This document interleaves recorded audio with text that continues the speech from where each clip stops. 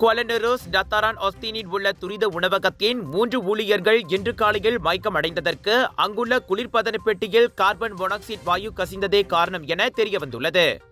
சம்பந்தப்பட்ட உணவகத்தில் ஆபத்தான ரசாயனம் தொடர்பான சிறப்பு குழு, கர்த்தே தீயணைப்பு மீட்பு நிலையம் ஆகியவை மேற்கொண்ட விசாரணையில் இது தெரியவந்தது.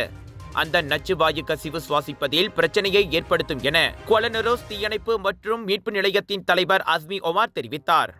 இப்போதைக்கு அந்த உணவகம் பாதுகாப்பாக இருப்பதை உறுதிப்படுத்துவதற்கு இன்னும் அங்கு பரிசோதனை நடத்தப்பட்டு வருகிறது.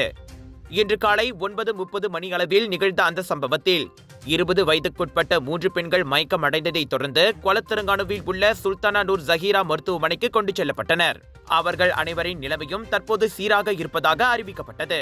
உங்கள் சிறந்த ஆரோக்கியத்திற்கு அளவான எண்ணெயுடன் சிறந்த முறையில் தயாரிக்கப்பட்ட சைவம் அசைவத்திற்கும் பொருந்தும் சூப்பர் ஊறுகாய், பச்சை கொடி சிவப்பு மீன் சின்னம் கொண்ட ஸ்ரீ மீனாட்சி ஊறுகாய்.